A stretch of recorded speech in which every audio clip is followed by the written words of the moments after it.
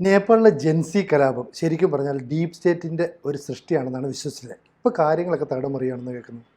അത് deep state അമേരിക്കയുടെ താല്പര്യമുള്ള ഒരു പാവ സർക്കാരിനെ അവിടെ കൊണ്ടുവരാൻ വേണ്ടി കളിച്ചൊരു കളിയാണ് നേപ്പാളിൽ. നമ്മൾ പറയും ചെയ്തു ബലേന്ദ്ര ഷാ എന്നൊക്കെ നമ്മുടെ മാധ്യമങ്ങൾ പറയുന്ന ബലേൻ ഷാ, സുദാൻ ഗുരുക്ക് ഇവരെ മുൻനിർത്തി ഇവാഞ്ചലിസ്റ്റ് ലോബി. ബലേൻ ഷാ അല്ലെങ്കിൽ ബലേന്ദ്ര ഷാ ഒരു ക്രിസ്ത്യാനിയാണ്, പേരങ്ങനെയാണെങ്കിലും അന്ന് ഒരു ക്രിസ്ത്യൻ ഭരണകൂടം ഉണ്ടാക്കാനുള്ള ശ്രമമാണ് ജെൻസി എന്ന് പറഞ്ഞ് ചെറുപ്പക്കാരെ തെരുവിലിറക്കി നടത്തി കലാപം. പക്ഷേ ഇന്നലെ മൊത്തത്തിൽ കളമൊക്കെ മാറി. കാരണം ഇന്നലെ മീഡിയ വൺ, നമ്മുടെ ജമാഅത്തെ ഇസ്ലാമിയുടെ ചാനലാണല്ലോ, അവരുടെ ഒരു കാർഡ് ഇന്നലെ രാത്രി കണ്ടു. അത് ഞാൻ ഒരു വാർത്തകൾ വന്നിട്ടുണ്ട്. അവരുടെ കാർഡെന്നറിയോ? ജെൻസി ആവശ്യപ്പെടുന്നു, ഞങ്ങൾക്ക് നേപ്പാളിനെ ഹിന്ദു രാഷ്ട്രമാക്കണം, ഞങ്ങൾക്ക് രാജഭരണം വേണം എന്ന് ആവശ്യപ്പെട്ടിരിക്കുന്നു എന്ന് പറഞ്ഞ് ഒരു പോസ്റ്റർ. കരച്ചിൽ. അപ്പോൾ എങ്ങനെയാണ് ഡീപ് സ്റ്റേറ്റ് നേപ്പാളിൽ ബംഗ്ലാദേശിലെ പോലെ അവർക്ക് താല്പര്യമുള്ള, പ്രത്യേകിച്ച് ഇവാഞ്ചലിസ്റ്റ് നേതൃത്വത്തിലുള്ള ഒരു ഭരണം കൊണ്ടുവരാൻ ലോകത്തിലെ ആദ്യത്തെ ഹിന്ദു രാജ്യത്ത് ശ്രമം നടത്തിയത്? എങ്ങനെ നിന്ന നിപ്പിൽ കളം മാറിപ്പോയി എന്ന് നമ്മൾ ആലോചിക്കണം. കാരണം വമ്പൻ ടിസ്റ്റ് എന്ന് പറഞ്ഞാൽ വമ്പൻ ടിസ്റ്റ്. ഇപ്പോൾ പ്രധാനമന്ത്രിയാകാൻ പോകുന്നത് ആരാണെന്നറിയോ? മുൻ ചീഫ് ജസ്റ്റിസ് സുശീല യാർക്കി ഇടക്കാല പ്രധാനമന്ത്രിയാകുമെന്ന് ഇപ്പോൾ പ്രഖ്യാപനം വന്നിരിക്കുന്നു. സുശീല കർക്കി പറഞ്ഞിരിക്കുന്നു ഞാൻ പ്രധാനമന്ത്രിയാകാൻ തയ്യാറാണ്. ഇപ്പോൾ സുശീല കർക്കി ആരാണെന്ന് ചോദിച്ചാൽ, സുശീല കർക്കി അവിടുത്തെ സുപ്രീം കോടതി ചീഫ് ജസ്റ്റിസ് ആയിരുന്നു, ആദ്യത്തെ വനിതാ ചീഫ് ജസ്റ്റിസ് ആയിരുന്നു. അത് മാത്രമല്ല, അവർ പഠിച്ചത് ബനാറസ് ഹിന്ദു സർവകലാശാലയിലാണ്, ഉത്തർപ്രദേശിൽ. അതവിടെ നിൽക്കട്ടെ. അപ്പോൾ ഡീപ് സ്റ്റേറ്റ് കരുതിയിരിക്കുന്നത് ലോകത്ത് പല രാജ്യങ്ങളെയും അട്ടിമറിക്കാൻ ഞങ്ങൾക്ക് കഴിയും, ഞങ്ങൾ വിചാരിച്ചാൽ ലോകത്ത് എവിടെയും റിജീം ചേഞ്ച് ഉണ്ടാകും എന്ന് വിചാരിക്കുന്നവരാണ് ഡീപ് സ്റ്റേറ്റ്.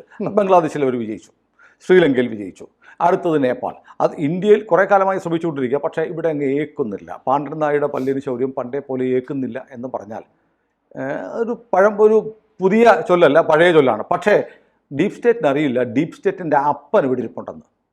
കാരണം ഡീപ് സ്റ്റേറ്റിൻ്റെ ഓപ്പറേഷൻസിനെ അതിനേക്കാൾ വലിയ തന്ത്രങ്ങളോട് മറിച്ചിടാൻ, അട്ടിമറിക്കാൻ, മാറ്റിമറിക്കാൻ കഴിയുന്ന ഒരു ഇന്ത്യൻ ഡീപ് സ്റ്റേറ്റ് ഇവിടെയുണ്ട്.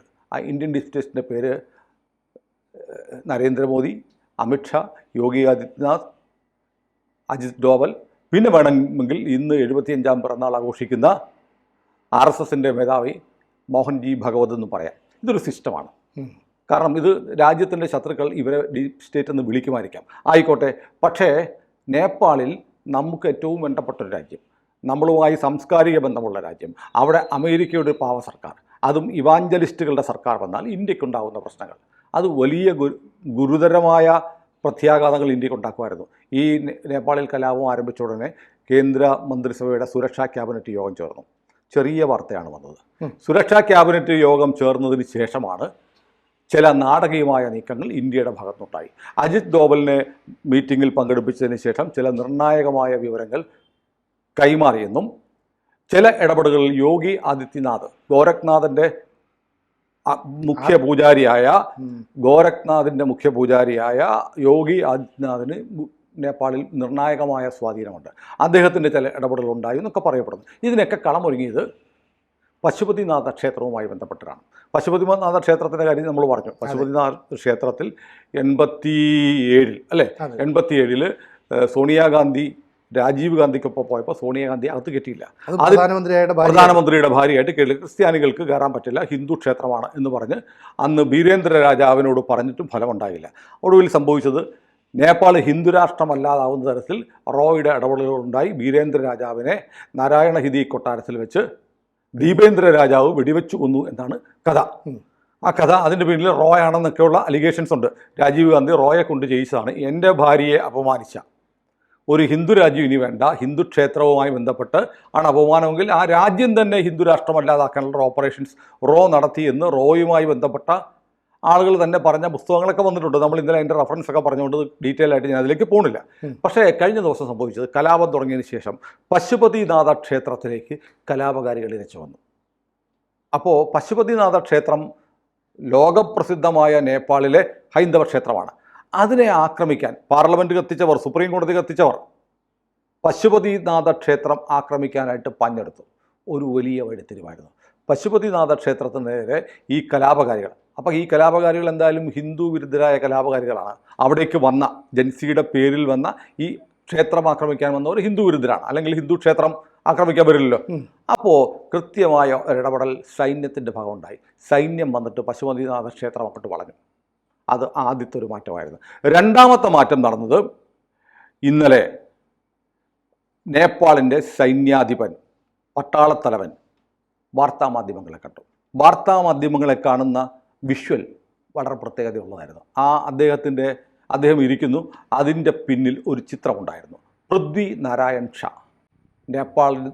നേപ്പാളിലെ ആദ്യത്തെ രാജാവിൻ്റെ ചിത്രം. നോക്കൂ, ഹിന്ദു രാജാവിൻ്റെ ചിത്രം. അതായത് നേപ്പാളിലെ പട്ടാളത്തലവൻ ഇന്നലെ മാധ്യമങ്ങളെ കാണുമ്പോൾ തൊട്ടു പിന്നിൽ നേപ്പാളിൻ്റെ കൊടിയല്ല, നേപ്പാളിൻ്റെ ദേശീയ ചിഹ്നമല്ല, നേപ്പാളിലെ പ്രധാനമന്ത്രിയുടെയോ പ്രസിഡന്റിൻ്റെയോ ചിഹ്നമല്ല, മറിച്ച് നേപ്പാളിലെ ആദ്യത്തെ രാജാവിൻ്റെ ചിത്രം പിന്നിൽ വെച്ചുകൊണ്ടാണ് പട്ടാള തലവൻ ഇന്നലെ മാധ്യമങ്ങളെ കണ്ടത്. ആർമി ഒരു മെസ്സേജ് കൊടുക്കുക, ആർമി ഒരു സന്ദേശം കൊടുത്തു. അതിനുശേഷം സൈന്യത്തിൻ്റെ വക്താവായ രാജാറാം ബസന്ത് മാധ്യമങ്ങളോട് പറഞ്ഞു, ആർമി ചീഫ് അശോക് രാജ് സിഗ്ദേർ ഈ ജൻസി കലാപകാരികളുമായിട്ട് ചർച്ച നടത്തുന്നുണ്ടെന്ന് പറഞ്ഞു.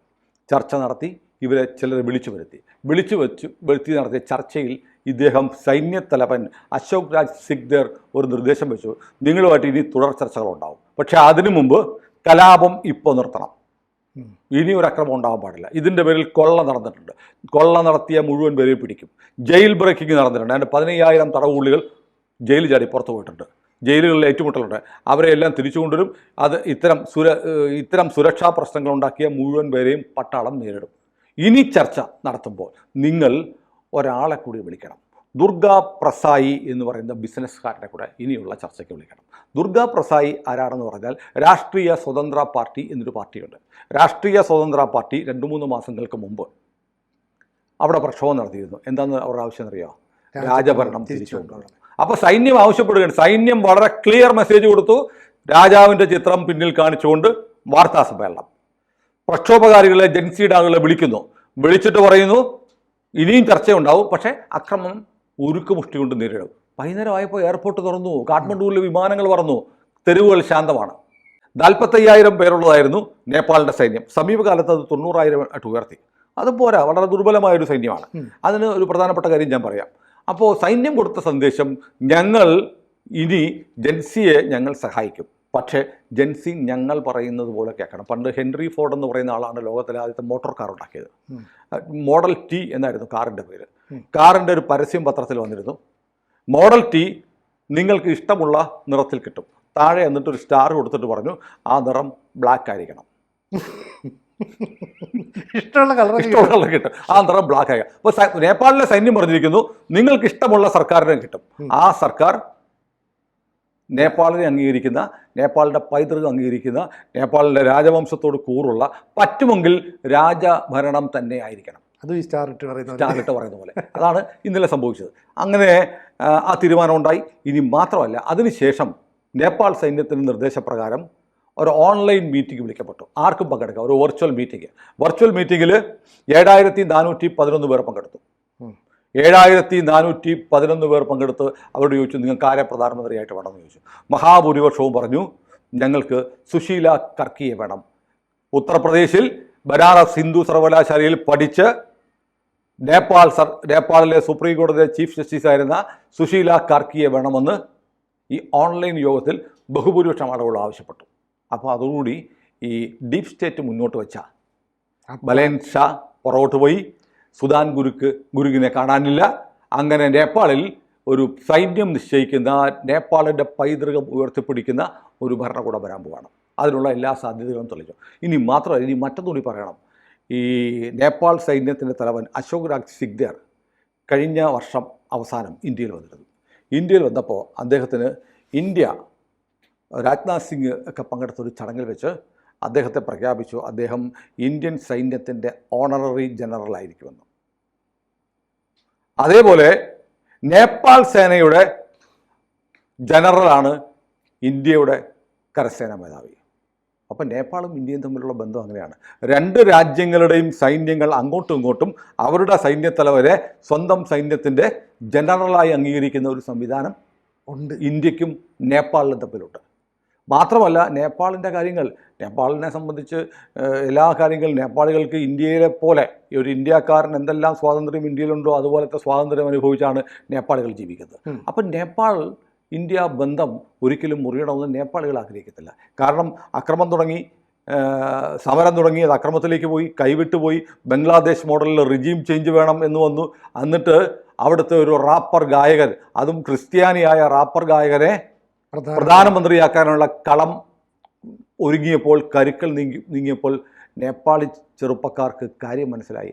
അതിന് ഈ പറഞ്ഞ പോലെ ഡീപ്പ് സ്റ്റേറ്റിനെ നിൻ്റെ അപ്പനാടാ ഇന്ത്യയിലിരിക്കുന്നത് എന്ന് നമ്മൾ തെളിയിച്ചു കൊടുത്തു. മോദി, അമിത്ഷാ, അജിത് ഡോവൽ, യോഗി ആദിത്യനാഥ് എന്ന് പറയുന്ന 4 പേരുടെ തന്ത്രപ്രധാനമായ ഇടപെടലിലൂടെ നേപ്പാളിലെ കളം കലങ്ങി മറിഞ്ഞിരിക്കുന്നത് മാത്രമല്ല, ഇന്ത്യക്ക് താല്പര്യമുള്ള ഒരു ഭരണകൂടം വരാൻ പോവുക. അത് മാത്രമല്ല, നമ്മൾ നോക്കേണ്ടത് നേപ്പാളിൽ നിന്ന് പുറത്താക്കപ്പെട്ടത് ആരാണെന്നറിയാമോ? ആരാ? മാവോയിസ്റ്റ് സർക്കാരാണ്. ഇത്രയും നാൾ നേപ്പാളിൽ ഭരിച്ചിരുന്ന് ചൈനയോട് പക്ഷപാതിത്വം കാണിച്ച് ഇന്ത്യ വിരുദ്ധ നയം കൊണ്ടിരുന്ന ശർമ്മ ഒലിയുടെ സർക്കാർ മാവോയിസ്റ്റ് സർക്കാരായിരുന്നു. എത്ര കാലമായിട്ട് ഇന്ത്യ വിരുദ്ധ നിലപാട് സ്വീകരിച്ചാണ്. അപ്പോൾ ഇന്ത്യയെ സംബന്ധിച്ച് വലിയ നേട്ടം. ഈ അവസരം ശരിക്കും സമരം ആരംഭിച്ചു, സമരം കത്തിപ്പടർന്നു, സമരം വന്നിട്ട് തെറ്റായ വഴിയിലേക്ക് പോകുന്നു, അത് ഡീപ് സ്റ്റേറ്റിൻ്റെ കയ്യിലേക്ക് പോകുക എന്നറിഞ്ഞപ്പോൾ ഒരു തന്ത്രപ്രധാനമായ ഒരിടപെടൽ ഇന്ത്യയിൽ നിന്നുണ്ടായിരിക്കുന്നു. ഇന്ത്യൻ ഏജൻസികൾ, റോയ് ഉൾപ്പെടെയുള്ള ഏജൻസികളുടെ നിർണായക നീക്കത്തിലൂടെ ഇന്ത്യൻ സൈന്യത്തിൻ്റെ താല്പര്യങ്ങളുടെ കണക്കിലെടുത്ത് നേപ്പാളി സൈന്യം ഇന്ത്യ വരച്ച വരയിലേക്ക് വന്ന് നേപ്പാളിനെ വീണ്ടും ഇന്ത്യയുടെ കയ്യിലേക്ക് ഒരു വെള്ളിത്തളികയിൽ, സ്വർണ്ണത്തളികയിൽ വെച്ച് തരുന്ന തരത്തിലേക്ക് മാറുക. അപ്പം ഡീപ് സ്റ്റേറ്റ് ലോകത്ത് കളിച്ച, പലയിടത്തും കളിച്ച കളി ഇന്ത്യയോട് ഏൽക്കുന്നില്ല എന്ന് വന്നിരിക്കുകയാണ്. കാരണം നമുക്ക് ഡീപ് സ്റ്റേറ്റ് എന്ത് ചെയ്യുമെന്ന് നമുക്കറിയാം, അതിന് മറുകുറിയ ചെയ്യാൻ നമുക്കറിയാം. പിന്നെ മാത്രമല്ല, ഇപ്പോൾ എല്ലാവരും കരുതുന്നത്, ഇപ്പോൾ കണ്ടില്ലേ ബംഗ്ലാദേശ് കണ്ടില്ലേ, ഇവിടെ എന്താ ഒന്നും സംഭവിക്കാത്തത്, ശ്രീലങ്ക കണ്ടില്ലേ, ഇവിടെ എന്താ തെരുവിലിറങ്ങാത്തത്, നേപ്പാൾ കണ്ടില്ലേ, ഇവിടെ എന്താ തെരുവിലിറങ്ങാത്തത് എന്ന് ചോദിക്കുന്നവരുണ്ട്, അങ്ങനെ ആഗ്രഹിക്കുന്നവരുണ്ട്. കാരണം ഒരു വിഷയം എടുക്കുമ്പോൾ ഈ വോട്ട് ചോരിയൊക്കെ അങ്ങനെ കൊണ്ടുവന്ന പ്രശ്നങ്ങളാണ്. ഈ സാധനം ഇടണം, ഉടനെ ഒരു കലാപം ഉണ്ടാവണം. ഇപ്പോൾ ഇവിടെയൊക്കെ അഴിമതി പറയുന്നുണ്ട്. ഇന്ത്യയിൽ അഴിമതി പറയാൻ ആരുമില്ല, ഒരു മന്ത്രിമാർക്ക് അഴിമതി ആരോപിക്കാൻ പറ്റില്ല. അതുകൊണ്ടും വോട്ട് അഴിമതി എന്ന് പറയുക, അതിൻ്റെ പേരിൽ ജനങ്ങൾ ഇറങ്ങുന്നില്ല. കാരണം അവിടെ എങ്ങും ഇല്ലാതിരുന്ന ഒരു സാധനം ഇന്ത്യയിലുണ്ട്. ഒന്ന് ദേശീയബോധം. ദേശീയബോധത്തിൽ അടിയുറച്ചു നിൽക്കുന്ന കോടിക്കണക്കിന് സ്വയം സേവകരുള്ള RSS എന്ന് പറയുന്നൊരു സംഘടന. അതുകൊണ്ട് ഡീപ് സ്റ്റേറ്റിൻ്റെ അട്ടിമറി നാടകമൊന്നും ഇന്ത്യയിലേക്കില്ല എന്ന് മാത്രമല്ല, ഇന്ത്യക്ക് താല്പര്യമുള്ള നേപ്പാൾ പോലെയുള്ളൊരു രാജ്യം ഇന്ത്യയെ സംബന്ധിച്ച് ഇന്ത്യയുടെ സംസ്ഥാനം പോലെയാണ്. ഇന്നല്ലെങ്കിൽ നാളെ ഇന്ത്യയുടെ സ്റ്റേറ്റായി മാറേണ്ടതാണ് നേപ്പാൾ. അങ്ങനെ ആകുമായിരുന്നു, മറ്റൊരു സംസ്ഥാനമായി എന്നേ മാറേണ്ടതായിരുന്നു നേപ്പാൾ. ജവഹർലാൽ നെഹ്റു ഉണ്ടാക്കിയ മണ്ടത്തരം കൊണ്ട് നമ്മുടെ കൂടെ ചേരാൻ വന്ന നേപ്പാളിനെ ചേർക്കാതെ പോയതാണ്. അപ്പോൾ ഏതായാലും ഈ ഡീപ് സ്റ്റേറ്റിൻ്റെ കളിക്ക് അതിൻ്റെ അപ്പുറത്തെ കളി കളിച്ച് നേപ്പാളിനെ പഴയ പ്രൗഢിയിലേക്ക്, പഴയ പാരമ്പര്യത്തിലേക്ക് തിരിച്ചു കൊണ്ടുവരാൻ കഴിയുന്ന ഒരു നിലയാണ് ഇപ്പോൾ വന്നിരിക്കുന്നത്. ഏതായാലും ഈ സുശീല കർക്കി പ്രധാനമന്ത്രിയായി വരാനുള്ള എല്ലാ സാധ്യതകളും തെളിഞ്ഞിരിക്കുന്നു. ഔദ്യോഗിക പ്രഖ്യാപനം വരട്ടെ, നമുക്ക് കാത്തിരിക്കാം. കൂടുതൽ വാർത്തകളും വിശേഷങ്ങളും നിങ്ങളിലേക്ക് എത്താൻ ABC മലയാളം സബ്സ്ക്രൈബ് ചെയ്യുക, ബെൽ ബട്ടണും അമർത്തുക.